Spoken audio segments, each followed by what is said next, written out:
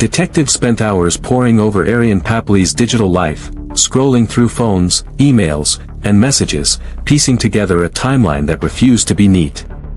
Every ping, every location update, every text painted a fragmented picture of her last days. Her phone records showed brief messages to friends, unanswered calls from Reza Papoli, Middle Eastern man, early 60s, medium build, short salt and pepper hair, whose tone escalated from polite inquiries to clipped demands. Some calls were left on voicemail, the timestamps hinting at arguments happening in near real time with no witnesses. Morales leaned back, eyes narrowing. The gaps don't add up. There are stretches when no signals are recorded at all, but the data suggests someone was moving her, or controlling her movements. He tapped the screen, pointing to a map overlay. See this? She disappears from the network for nearly 2 hours, then pops up again in a place that doesn't make sense for a casual walk or accidental fall. A junior detective, glancing at surveillance feeds from nearby streets, frowned. Cameras pick up almost everything in Newport Beach, but there's nothing here. No car leaving, no one on foot. Just, blank. It's like she vanished into thin air. Morales rubbed his chin. Or someone knew exactly where the gaps were, exactly how to move without leaving digital traces. They shifted focus to Reza's statements, reviewing hours of interviews. His story remained consistent on the surface but collapsed under scrutiny. Timelines didn't match up. He claimed to have been running errands during Aryan's last known movements, yet phone pings placed his car near her home. Small details, like forgetting to mention a package delivered to their address that day, added to a growing pattern of discrepancies. A female detective added quietly, "It's not just the gaps or the inconsistencies. It's what he's not saying." Every hesitation, every glance down at his hands, it's telling. Morales nodded, absorbing the subtle clues. They analyzed the digital trail further. Aryan's messages hinted at unease, subtle pleas, and delays in responses that suggested she was being watched or restricted. Friends recalled short, clipped replies when they tried to check on her, her tone anxious, careful, almost rehearsed. In combination with Reza's controlling behavior, the digital evidence began to reveal a cage around her life, one made of both physical and technological restrictions. "Look here," Morales said, highlighting a series of emails and texts. She was trying to reach out, but every method had a trace of interruption. Calls dropped, texts delayed, voicemails left unanswered. Whoever was doing this had an intimate knowledge of her routines. The team shifted strategy, quietly tightening the net. Surveillance teams were dispatched, but discreetly, so the husband remained unaware. Detectives began mapping every possible escape route, every driveway, alley, and trail leading from Aryan's home. They noted vehicles in the neighborhood, resident schedules, and even the angles of sunlight in security footage to determine where cameras might have blind spots. Morales looked at the wall of evidence, a tangle of messages, timestamps, GPS pings, and surveillance frames. Each inconsistency in Reza's statements, every digital gap, every subtle manipulation in Aryan's communications reinforced the growing picture. The case wasn't random. Someone close to her had orchestrated her disappearance, had manipulated the data, the physical routes, the very perception of her movements. A junior detective leaned forward. It's almost like he knew exactly how to create an alibi while controlling her every step. It's methodical, calculated. Morales nodded slowly, tension coiling in his chest. Exactly. And the longer we take, the more evidence we gather, the tighter the net becomes. He's watching, but he doesn't know how much we see. Hours passed, and the pieces began to click. The surveillance gaps, the phone data, the inconsistencies in statements, all painted a picture of control, manipulation, and concealment. Every lead, every anomaly, was another thread drawing them closer to the truth. The team worked in quiet intensity, knowing the next step would be decisive.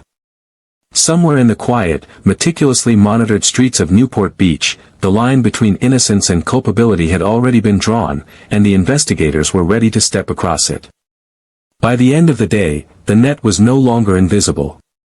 Reza's inconsistencies, combined with Aryan's restricted digital movements, formed a pattern that could no longer be ignored. Morales looked at the wall of evidence again, his jaw tight, eyes hard.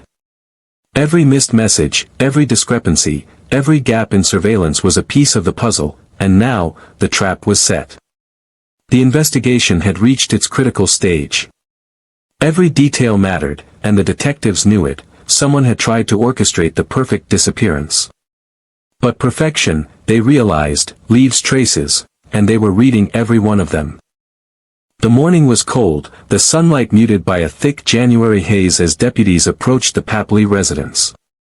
Reza Papoli, Middle Eastern man, early 60s, medium build, salt and pepper short hair, opened the door with a polite, almost rehearsed smile that didn't reach his eyes. Behind it, detectives stood quietly, files and evidence in hand, their expressions tight, deliberate. "Mr. Papoli, we need to speak with you," Morales said, voice firm but calm. "You are being placed under arrest for the murder of your wife, Aryan Papoli." Reza's smile faltered.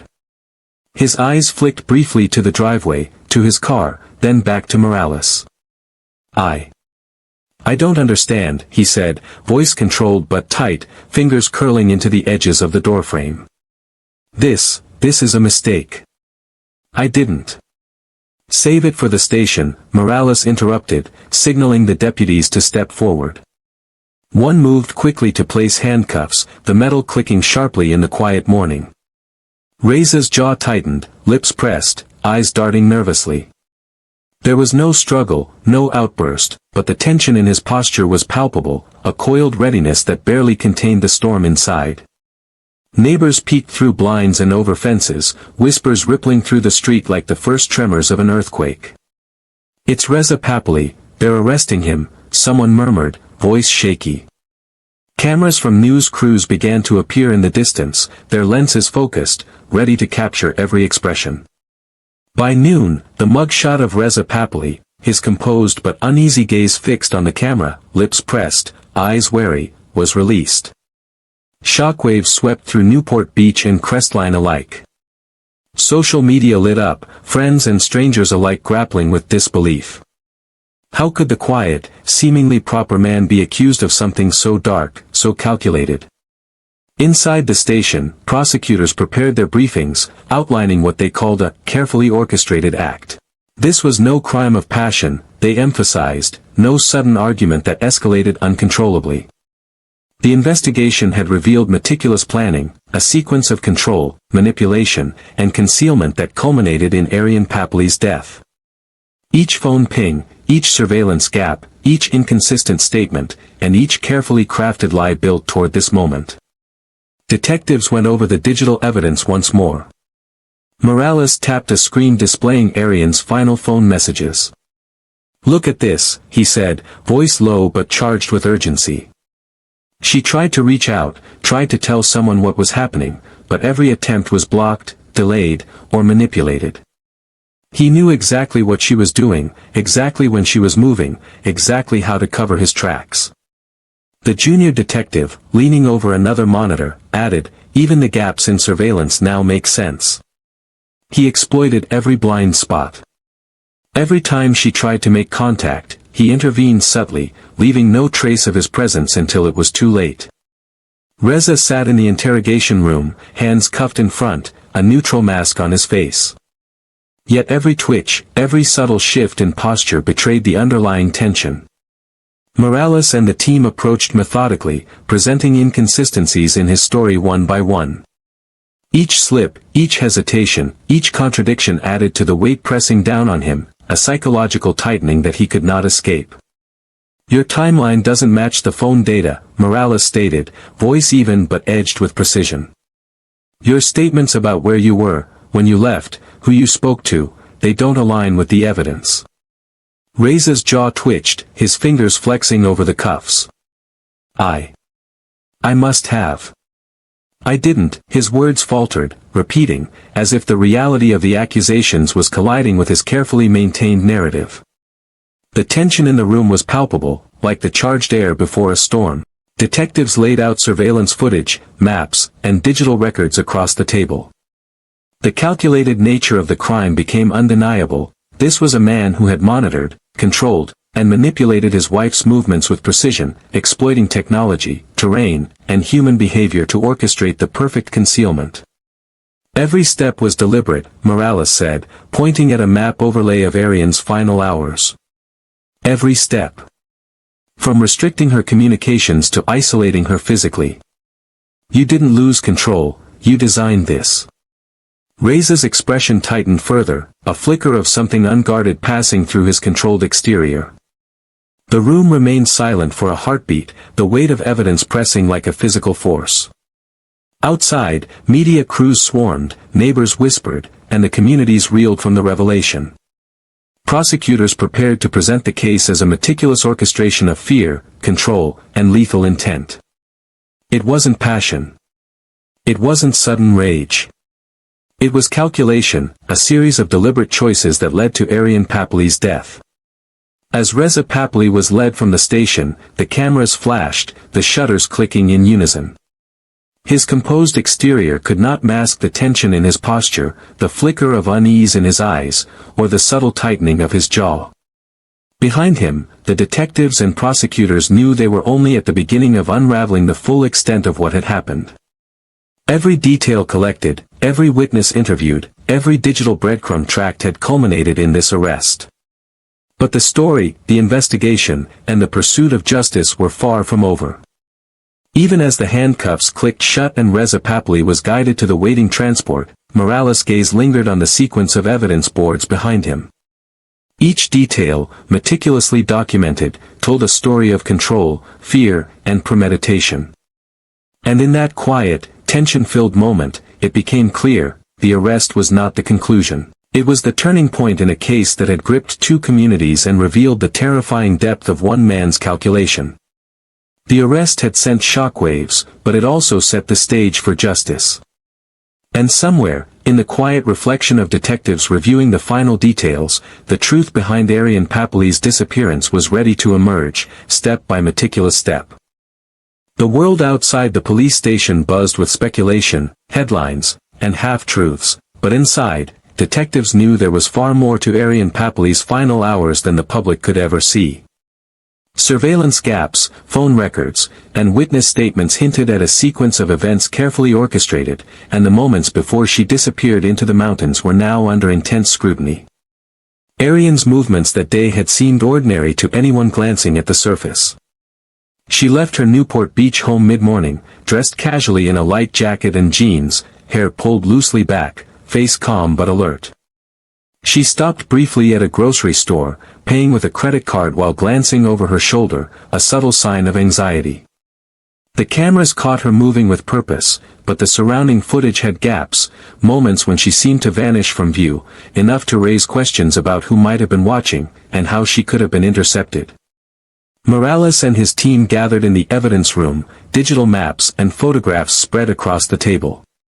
"Look here," said a junior detective, pointing to the overlay of timestamps and locations. Her last known ping was near the base of the mountain trail. Then nothing.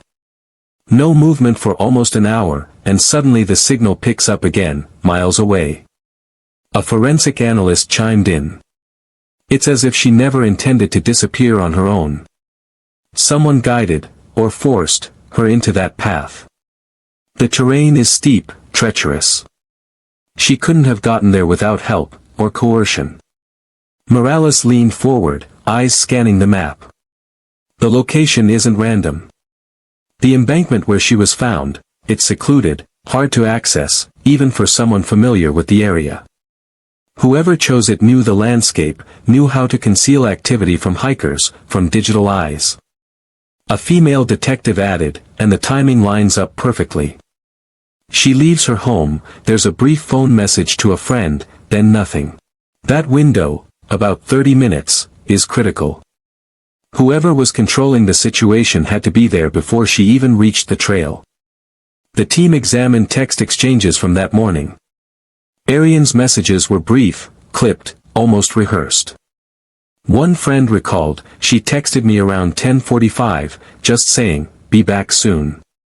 That was it." She didn't sound panicked, but something in her tone, hesitant, careful, made me worry.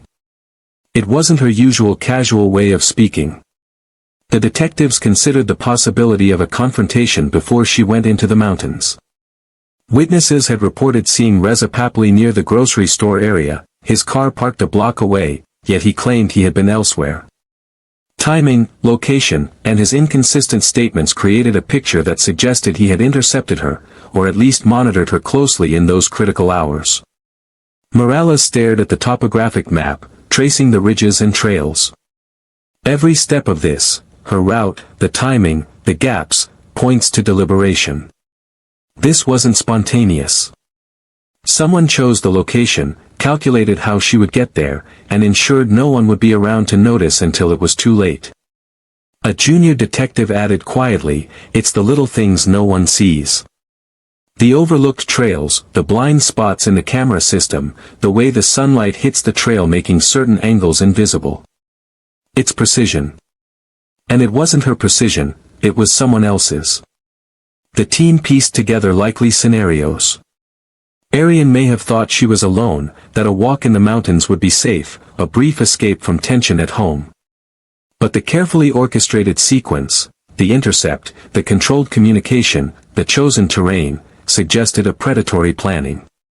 Every digital ping, every witness sighting, every gap in surveillance fed into a chilling conclusion: the crime scene had been selected with intent, not chance. Morales rubbed his chin. We know she didn't walk into danger without influence. There had to be a confrontation, verbal or otherwise, that guided her. Whether she realized it at the time or not, she was being led into a trap. That's what no one outside this room understands. The meticulousness, the planning, the orchestration, it's invisible to the public, but it's here, in every record, every map, every statement. Even the pattern of her final movements reflected psychological pressure. Her stops were brief, her gestures cautious, the glances over her shoulder frequent. The digital trail told a story of control, of monitoring, of fear contained under a calm exterior. And yet, despite the scrutiny, there was no immediate evidence of physical struggle, another sign that the perpetrator understood how to manipulate without leaving obvious marks until it was too late. Morales looked at the team.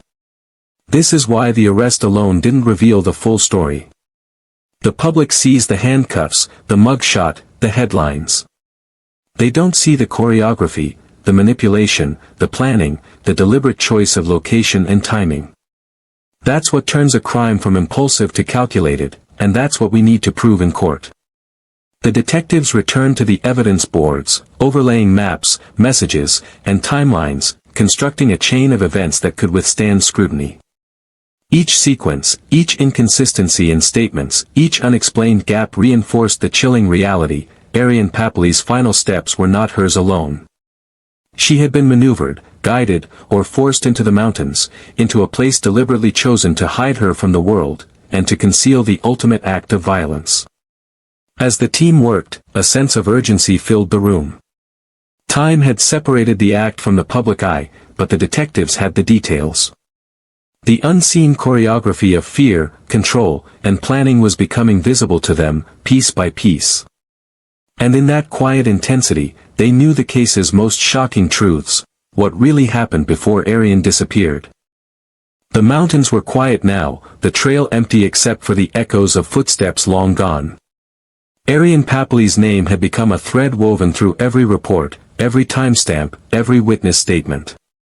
Yet the questions refused to be answered neatly. Detectives circled the evidence like predators assessing prey long after the kill. Why that location? Why that method? Every detail suggested deliberation, a careful orchestration that could only have been carried out by someone who knew her intimately. Morales leaned over the digital map again, tracing the trail where Aryan had last been seen. Every choice here is intentional. The embankment, the seclusion, the lack of surveillance, it's all too precise to be random. Whoever did this knew exactly how to exploit both terrain and technology. A junior detective frowned at a timeline. And there's no indication anyone else was involved, yet the way she was intercepted. It almost feels like a hand guiding her into the trap. Could someone have been watching nearby, unnoticed? Possibly, Morales admitted. Or maybe she was alone, and the manipulator was close enough to control everything she did without anyone else seeing. That's the terrifying part. The person you trust could engineer a scenario like this without leaving a single witness. Across the room, the female detective tapped at a phone record, frustration shadowing her face. Could this have been prevented? With every ping, every call she tried to make, we see attempts to reach out, to signal danger. If only someone had noticed sooner. She paused, glancing at the wall of photos and documents. It's like watching a tragedy unfold in real time, knowing every step and unable to intervene. The evidence told a story of control, of manipulation that left Aryan isolated, vulnerable, and ultimately overpowered. The public knew only the surface, the arrest, the headlines, the shock. What remained hidden were the calculated nuances, the careful orchestration, the digital breadcrumbs, the choices made in silence. Morales rubbed his temples, staring at the embankment on the topo map. The questions linger. Why this place? Why such a method? And did anyone else see it coming, anyone who might have intervened if they had known? His voice was quiet, almost reflective, the tension of months of investigation pressing into his chest. Outside, the world continued, unaware of the meticulous planning that had led to Aryan's death. Her life, full of moments, small routines, private anxieties, had been reduced to a case file, a series of data points, timestamps, and photos. The essence of who she was, the private person behind the statistics, had been swallowed by the machinery of the investigation. As the detectives filed the final reports, there was a collective pause, a recognition of the human tragedy beneath the digital layers. Aryan had been careful, vigilant, and yet she had been undone by someone she trusted, someone who knew how to exploit every aspect of her life. The cameras in the police archive caught only the outlines of the evidence, the cold sequences of control, the calculated trajectory of a life cut short. In the quiet corners of the office, Morales whispered to no one in particular, almost as a reminder to himself as much as a reflection of the case. Sometimes the most dangerous place isn't the wilderness, it's the person you trust.